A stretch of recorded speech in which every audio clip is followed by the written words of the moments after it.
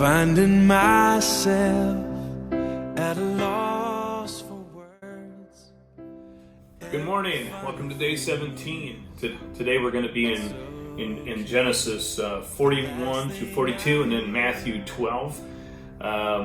We hear about continue the story of Joseph and what's going on. In verses 1 through 7, we see that Joseph he's in prison, forgotten by the butler who was supposed to pass that information on. But God had a purpose in the delay, and now that purpose is explained. Because after all, if God wanted it, the butler could have remembered Joseph a year or more earlier, but God moved in His timing, and again, not ours. So Pharaoh finally hears about Joseph, from the butler, because nobody can interpret the dreams that Pharaoh had, because he knew it was a significant dream, and he finally says to the Pharaoh to send for Joseph, who is in prison, and they clean him up and bring him to Pharaoh, and he interprets the dream and finds out that it's just a dream of magnitude that's going to affect the land, for pretty much 14 years, and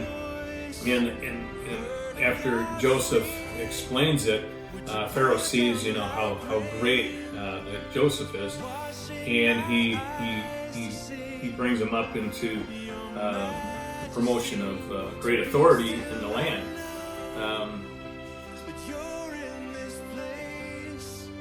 And I think Joseph, he's a great example of a man who seemed to have all the gifts and talent of leadership, but God developed his character and talents over many years.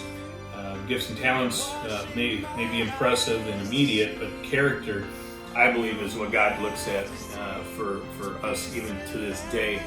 What kind of character are we built into, and who are we, in God's eyes? How are we doing things when crisis does hit our life, when things aren't going exactly the way we thought, and realizing that Joseph has a plan.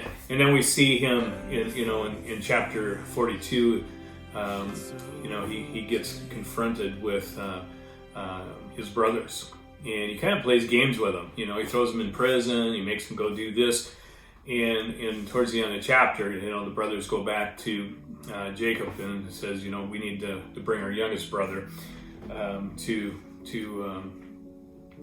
Joseph, and the brothers have no idea who this is, because they sold him into slavery, and in their mind, he's a slave somewhere, and they actually even say that he's dead, and they continued on with this lie.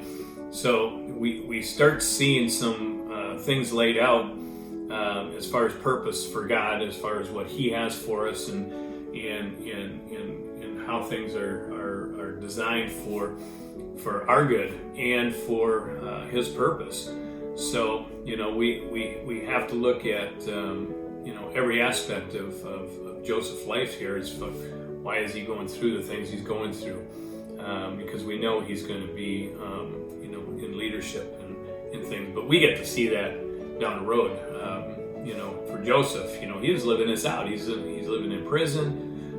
His life is not going according to plan. People have accused him of things that he didn't do, but he's actually sitting in exact place that God wants him to. As we go into Matthew 12,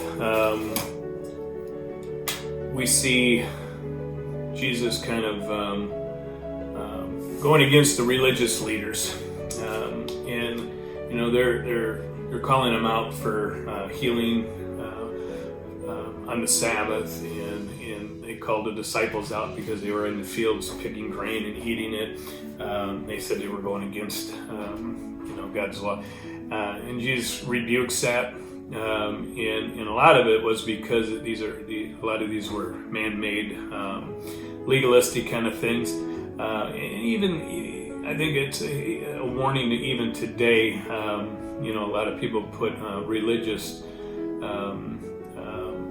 laws and demands and rules on things that aren't really even there.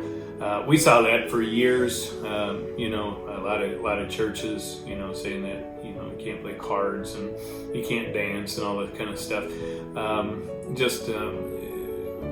For a lot of years, and even today, we have a lot of religious, legalistic people out there that really stop looking at the grace and mercy and the works of God, and they look at their own ways of doing things or how they think they should be done. And when you kind of go outside that box, we're kind of shot down. And it talks about this, if Jesus even approaches them, if any one of you had livestock that fell in a hole, wouldn't you save it? Wouldn't you take care of it? And we see that throughout Scripture, the different times where, sometimes you jump over, the norm, so to speak, and do what God's calling us to do. So I love how Jesus just kind of rebukes the religious, legalistic people, and he knows he's all about God, and it shows in here too that he pulls back for a while, and by far that was anything about being a coward. I think it was to slow down and not get ahead of God's plan as far as what Jesus came here for and what was supposed to happen. So I think everything that God does is intentional, particularly with Jesus. We see every aspect of it being used to disciple to us today, even to share the gospel, to show His love and His mercy, and really, again, making the main thing. Concentrate on the steak and not the peas. So God bless you all. Have a great day today, and I see you in the morning.